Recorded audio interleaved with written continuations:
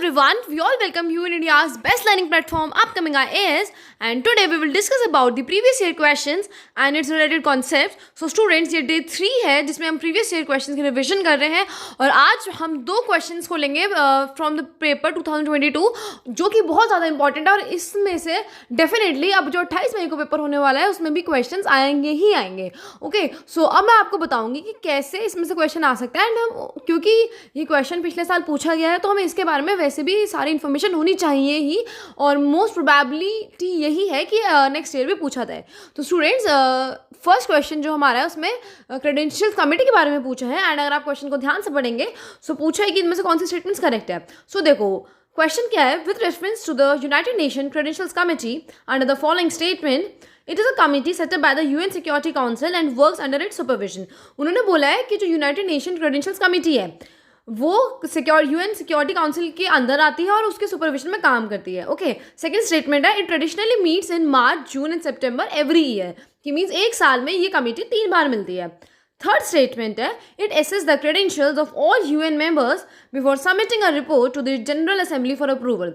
अब students, third statement में ये बोला गया है कि जो यूनाइटेड नेशन क्रेडेंशियल कमेटी है ये यूएन जनरल असेंबली के अंदर काम करती है और उसको ये अपनी रिपोर्ट सबमिट करेगी, उसके अप्रूवल से ही ये आगे काम करेगी. सो देखो, अगर आप इस क्वेश्चन में देखो तो ये मोस्टली जो स्टूडेंट्स थे ना उसे छोड़ कर आए थे क्योंकि ये उन्हें लग रहा था कि काफ़ी ज़्यादा हार्ड क्वेश्चन है और काफ़ी ज़्यादा करंट अफेयर्स बेस्ड क्वेश्चन है. पर अगर आप इसे अपनी ट्रिक से सॉल्व करें जो कि हम आपको इस सेशन में सिखा रहे हैं, सो आप देखोगे कि देखो जो फर्स्ट और थर्ड स्टेटमेंट है वो कॉन्ट्राडिक्टरी है क्योंकि या तो ये जो यूनाइटेड नेशन क्रेडेंशियल कमेटी है या तो ये यूएन सिक्योरिटी काउंसिल का पार्ट हो सकती है या फिर ये यूएन जनरल असेंबली का पार्ट हो सकती है. ये दोनों का पार्ट तो नहीं हो सकती. ओके, सो फर्स्ट और थर्ड स्टेटमेंट तो कॉन्ट्राडिक्टरी हो गई, तो इन दोनों में से कोई एक स्टेटमेंट तो गलत ही है.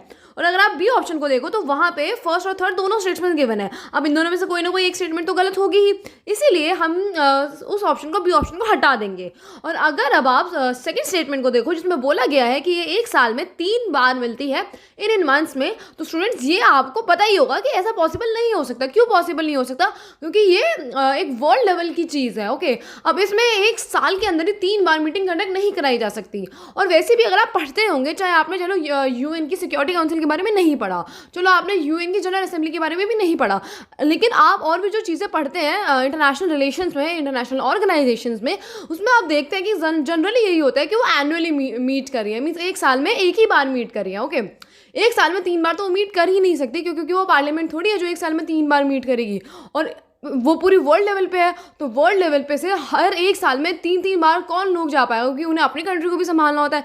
इसीलिए सेकंड स्टेटमेंट को अगर हम गलत कर दें तो हमारे बाकी के जो सी और डी ऑप्शन है वो भी इनकरेक्ट हो जाएंगे और जो हमारा फर्स्ट स्टेटमेंट मीन्स जो हमारा ए ऑप्शन है वो करेक्ट हो जाएगा. और ए ऑप्शन में क्या है, थर्ड ओनली, मीन्स सिर्फ और सिर्फ थर्ड स्टेटमेंट करेक्ट है, बाकी ऊपर दोनों वाली गलत है. ओके, सो इस ट्रिक के थ्रू हम इसे सॉल्व कर सकते थे चाहे आपको क्वेश्चन आता हो या ना आता हो. और अब क्योंकि यूएन क्रेडेंशियल कमेटी के बारे में पूछा गया है और यहाँ पे और दो किस ऑर्गेनाइजेशन का जिक्र हो गया, यूएन सिक्योरिटी काउंसिल का भी जिक्र हो गया और जनरल असेंबली का भी जिक्र हो गया, सो आपको इनके बारे में पता होना ही चाहिए. इससे क्वेश्चन डेफिनेटली अब 28 मई को आ सकता ही है. Okay, so one by one करके समझेंगे. सो सबसे पहले अगर हम यूनाइटेड नेशंस क्रेडेंशियल कमेटी के बारे में बात करें तो स्टूडेंट्स, क्रेडेंशियल कमेटी का मतलब है वो ऐसी कमेटी जो क्रेडेंट्स देती है, मीन्स वो ये बताती है कि जो भी और नेक्स्ट कंट्री है जो यूनाइटेड नेशंस का पार्ट बनना चाहती है क्या वो उसके काबिल भी है या नहीं, मीन्स उसके कैसे क्रेडिट्स हैं. वो उस कंट्री की इकोनॉमी के बारे में देखेगी कि उसके पास क्या, मतलब उसने कितना लोन लिया हुआ है, वो उसका फिस्कल डेफिसिट कितना है. ऐसा तो नहीं है कि वो लोन रीपे ही नहीं कर पाएगी. ओके, सो ये सारी चीज़ें जो है और भी इसके बहुत ज़्यादा पैरामीटर्स होते हैं, ये मैंने सिर्फ आपको एक जिस्ट दिया. सो यूएन की जो क्रेडेंशियल कमेटी है वो बेसिकली यही काम करती है कि जो भी न्यू कंट्री यूएन का मेंबर बनना चाहती है उनके बारे में वो क्रेडिट रिपोर्ट सबमिट करती है. ओके, और ये क्रेडिट रिपोर्ट किसको सबमिट करेगी, सो ये यूनाइटेड नेशन जनरल असेंबली को सबमिट करती है. सो अब यहाँ से तो क्लियर हो गया कि यूएन सिक्योरिटी काउंसिल को नहीं करती है, यूएन जनरल असेंबली को करती है. ओके, और इस क्रेडेंशियल कमेटी को पता है जो भी एक सेशन होता है ना, एक शुरुआत के साल में ही इसे अपॉइंट कर दिया जाता है और ये हर रेगुलर सेशन पे न्यू अपॉइंट होती है.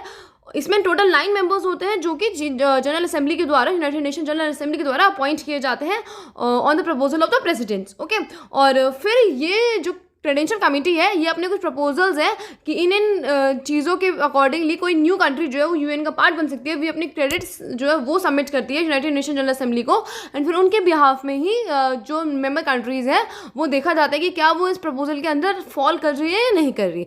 Okay, so this was about United Nation credential committee. सो यहाँ से अब देखो हमें किसके बारे में और पढ़ना है इस क्वेश्चन से अगर हम देखें। सो क्रेडेंशियल कमेटी के बारे में पढ़ना था, यूएन सिक्योरिटी काउंसिल के बारे में पढ़ना था, and United nation general assembly के बारे में पढ़ना था। सो अब अगर हम नेक्स्ट क्वेश्चन को भी देखें तो उसमें भी इन्हीं चीज़ों से रिलेटेड हमें इन्फॉर्मेशन है और उसी को हमने पढ़ना है, क्योंकि नेक्स्ट क्वेश्चन भी यूनाइटेड नेशन जनरल असेंबली का है।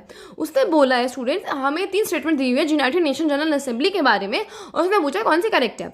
So the first statement is the UN general assembly can grant observer status to the non member states. Okay, second, intergovernmental organizations can seek observer states in the UN General Assembly. And the third, permanent observer in the UN General Assembly can maintain missions at the UN headquarters. So अब students देखो तीनों ये statement, suppose करो आपको इस question के बारे में नहीं पता, आपको यूनाइटेड नेशन जनरल असेंबली के बारे में नहीं पता ओके, लेकिन आप तीनों स्टेटमेंट को देखो तो तीनों स्टेटमेंट पॉजिटिव वे में है, उस तीनों स्टेटमेंट में कैन है। सो उसके अकॉर्डिंगली हो सकता है कि तीनों स्टेटमेंट करेक्ट हो, और इंटरनेशनल ऑर्गेनाइजेशंस पे और इंटरनेशनल रिलेशंस पे क्या क्या ट्रिक्स अप्लाई होती हैं, साइंस एंड टेक्नोलॉजी में क्या ट्रिक अप्लाई होती है, कैसे आप एलिमिनेशन मेथड से आप क्वेश्चन को सॉल्व कर सकते हो, ये सारी चीज़ें जो है ऑलरेडी हमारे चैनल पे वीडियोस हैं, सो आप उसे जाके देखना, आपको स्मार्ट एलिमिनेशन टेक्निक्स करके वीडियो मिल जाएगी, जिससे कि आपको और ज़्यादा क्लियर हो जाएगा कि अगर जैसे कैन है स्टेटमेंट में, या पॉसिबल है, या मे है, तो वो करेक्ट होने के उसके चांसेस बहुत ज़्यादा बढ़ जाते हैं। ठीक है, और बाकी अगर आप एक बार स्टेटमेंट को दोबारा पढ़ोगे तो कॉमन सेंस यूज़ करके आप कंफर्म कर लोगे कि हाँ भाई कैन है तो ये करेक्ट होगा, पॉसिबल है तो ये करेक्ट होगा।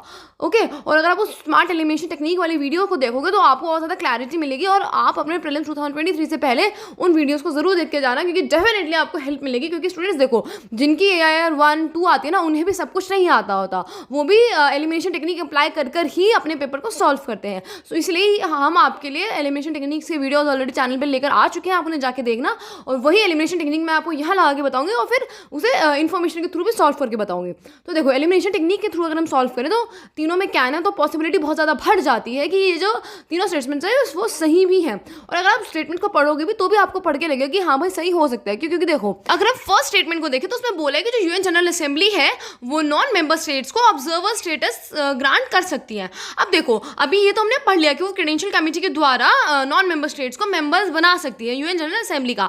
सपोज करो हमने अभी ये नहीं पढ़ा होता तो भी आप इसे कैसे करेक्ट करते हैं। एक तो मैंने बताया कैन है, लेकिन अगर हम इसे कॉमन सेंस के थ्रू सॉल्व करें तो उसने बोला है कि नॉन मेंबर स्टेट को ऑब्जर्वर स्टेटस देना है। ठीक है, परमानेंट स्टेटस या मेंबर स्टेटस देने की उसने कोई बात नहीं करी है, तो इसलिए कॉमन सेंस से भी आप इसे सॉल्व कर सकते हो, क्योंकि उसने ऑब्जर्वर स्टेटस देने की बात करी है। ओके, तो ऑब्जर्वर स्टेटस तो वो दे ही सकती है, इसलिए भी करेक्ट हो जाता है।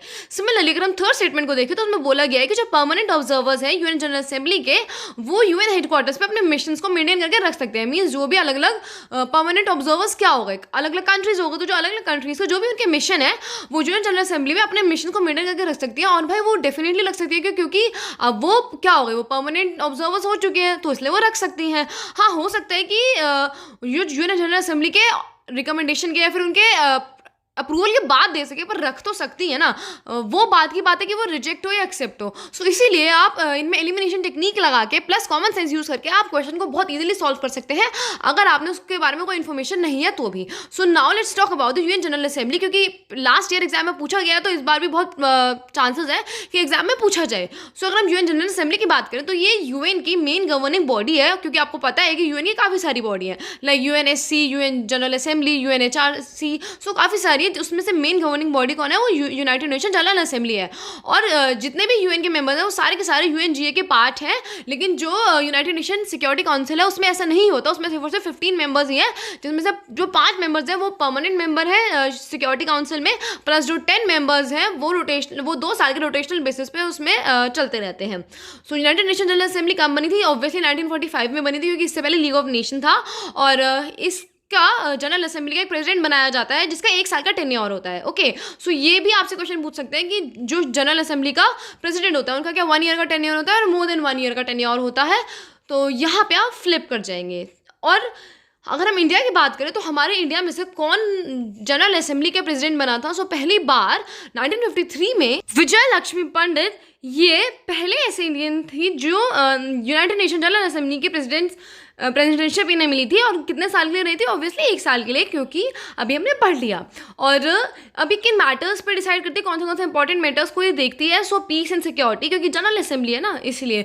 और जो बाकी इंटरनेशनल इशूज़ हैं, जो इंपॉर्टेंट इंटरनेशनल इशूज़ हैं, उनके बारे में भी जो यूनाइटेड नेशन जनरल असेंबली है ये वर्क करती है। So student, this was all about today session. अब हम आपको नेक्स्ट सेशन में मिलेंगे, और आप हमारे साथ कनेक्टेड रहिए, जिससे कि आप 1 बाय 1 करके समझते रहे कि कैसे आपको, अगर आपको क्वेश्चन नहीं भी आता है तो भी आपको उसे एग्जाम में अटेम्प्ट कर आना ही है, क्योंकि तभी आप उस कॉम्पिटिशन को क्लियर कर सकते हैं, तभी आप मेरिट लिस्ट में आ सकते हैं।